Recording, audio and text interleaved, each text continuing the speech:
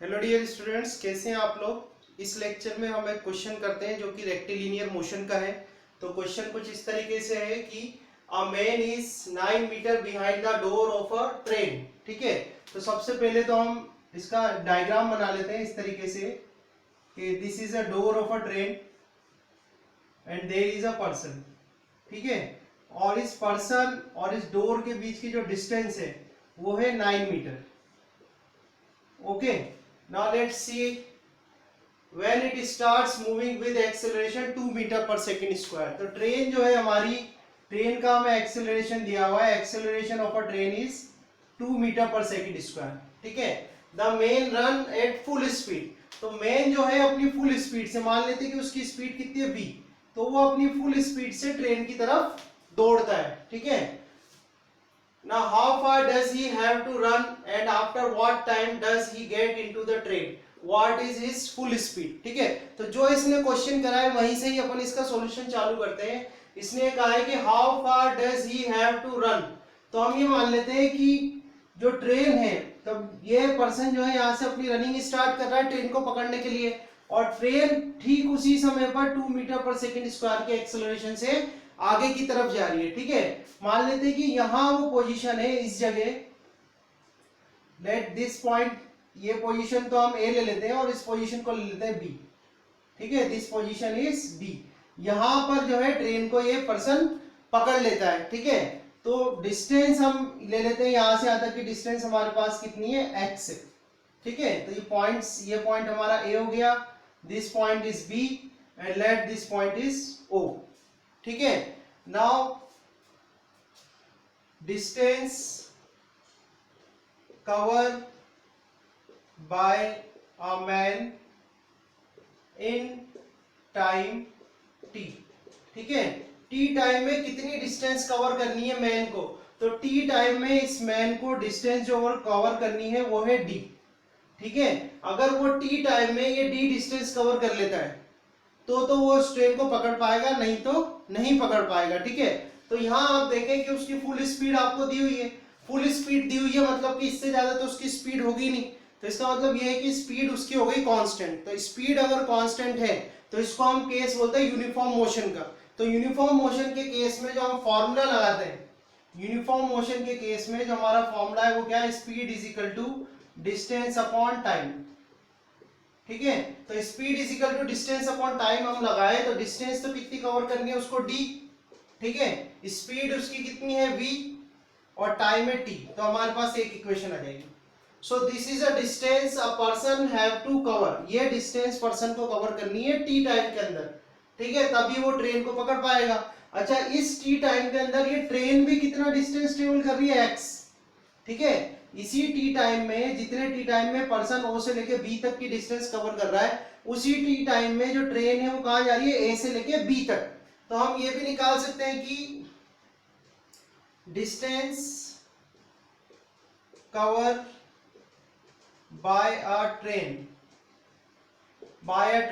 In time T. तो T time में train कितनी डिस्टेंस कवर करेगी, तो यहां पर हमें कौन सा मोशन दिया हुआ है, यूनिफॉर्मली एक्सिलरेटेड मोशन। तो आप ये बात ध्यान रखना कि ये मेन के केस में तो हमने कौन सा लिया, यूनिफॉर्म मोशन, क्योंकि वो उसकी मैक्सिमम स्पीड थी, उससे ज्यादा तो उसकी स्पीड हो नहीं सकती। यहां हमारा जो केस है उस केस में हमें एक्सिलरेशन दिया हुआ है, तो एक्सेलरेशन दिया हुआ है, तो ये कौन सा मोशन लगाएंगे हम, यूनिफॉर्मली एक्सेलरेटेड मोशन। तो जब भी यूनिफॉर्मली एक्सेलरेटेड मोशन होता है तो हम क्या लगाते हैं, इक्वेशंस ऑफ मोशन। तो हम यहाँ इक्वेशन ऑफ मोशन लगाते हैं, s is equal to u t plus half a t square. तो जब आप s is equal to u t plus half a t square लगाएंगे तो s की वैल्यू देखो कितनी है, वहां पर x है। ट्रेन ने जो मोशन स्टार्ट करा है वो रेस्ट से स्टार्ट करा है, इसलिए उसकी इनिशियल वेलोसिटी कितनी हो जाएगी, 0। आगे देखते हैं, प्लस हाफ एक्सेलरेशन 2 दिया है और ये टी स्क्वायर, 2 से 2 कैंसिल हो जाएगा, तो आपके पास एक और इक्वेशन आ जाएगी, x is equal to t square. ये हमारी हो जाएगी सेकेंड इक्वेशन। ठीक है, तो टी टाइम में इतनी डिस्टेंस तो मेन कवर कर रहा है और इतनी डिस्टेंस जो है ट्रेन ने चली है टी टाइम के अंदर। ठीक है, आगे हम बढ़ते हैं, to catch a train the speed of a man should be equal to speed of a train. ठीक है, तो हम स्पीड ऑफ अ ट्रेन यहां से निकाल सकते हैं। स्पीड ऑफ अ ट्रेन कैसे निकाल सकते हो आप? v is equal to u plus a t लगा देते हैं। ठीक है, तो v is equal to u plus a t जब आप लगाओगे तो v इनिशियल वेलोसिटी ट्रेन की 0 है, प्लस a की वैल्यू 2 है, 2t आ जाएगा। तो v इजिकल टू यहां से आ जाएगा आपके पास 2t। तो ये आ जाएगी आपके पास थर्ड इक्वेशन। ठीक है, अब हमारे पास तीन इक्वेशन हो गए, 1, 2 एंड 3। ठीक है, इन तीनों इक्वेशंस का यूज करते हुए हम अपने आंसर्स को निकाल सकते हैं। ठीक है, जैसे हम देखते हैं हमारी बाय इक्वेशन वन देखें आप। फर्स्ट इक्वेशन से हमें दिया हुआ d is equal to we t. तो d is equal to we t लिखा हमने। ठीक है, यहाँ पर जो d है, d कितना होगा? आप यहां से देखें तो d की वैल्यू कितनी होगी? 9 प्लस एक्स। तो d की वैल्यू तो हम रख देते हैं 9 प्लस एक्स। ठीक है, और v की वैल्यू आपने फाइंड आउट करी है। v की वैल्यू कितनी फाइंड आउट करी आपने? 2t। तो ये 2t रख दिया आपने। ये जो v है, v की वैल्यू कितनी है? 2t आ गई। ठीक है, और t तो ऑलरेडी था ही यहाँ पर। ठीक है, तो यहाँ से हमारे पास वैल्यू आई 9 plus x equal to 2t square. ठीक है, आगे आप देखें x की वैल्यू कितनी है? t square. सेकेंड इक्वेशन से जो हमारे पास सेकेंड इक्वेशन थी उसमें x की वैल्यू कितनी है? t square.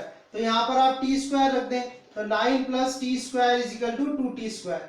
इसको आप जब सॉल्व करेंगे तो आपके पास आएगा t स्क्वायर इजिकल टू 9 और t इजिकल टू 3 सेकेंड। ठीक है, तो ये तो हमारा एक आंसर तो यहाँ से आ जाएगा। इसको मैं फोर्थ कर देता हूँ इक्वेशन। ठीक है, तो t इजिकल टू 3 सेकेंड। तो जो यहाँ पर हमसे क्वेश्चन करा गया था कि what time does he get into the train, तो कितना टाइम लगेगा उसको? 3 सेकेंड लगेगा। ठीक है, आगे और देख लेते हैं, what is his full speed. तो फुल स्पीड किससे निकालोगे आप? By equation 3। थर्ड इक्वेशन में v इजिकल टू 2 और t की वैल्यू कितनी निकाली आपने? 3 निकाली है। तो ये आ जाएगा 6 मीटर पर सेकेंड। तो ये हम फिफ्थ कर देते हैं। तो यह एक और आंसर आ जाएगा आपके पास, what is his full speed. तो फुल स्पीड कितनी आ जाएगी? 6 मीटर पर सेकेंड। आगे अब एक पार्ट और बचा हुआ है इसका, एक लास्ट पार्ट उठा है, how far does he have to run. तो हमें निकालना है d की वैल्यू। ठीक है, तो d निकालना है, तो d के लिए लगा दो इक्वेशन 1 लगा देते हैं बाय इक्वेशन 1। तो इक्वेशन 1 से d is equal to we T आ जाएगा। ठीक है, v आपने निकाला है 6 और t कितना है? 3। तो यहां से आ जाएगा 18 मीटर।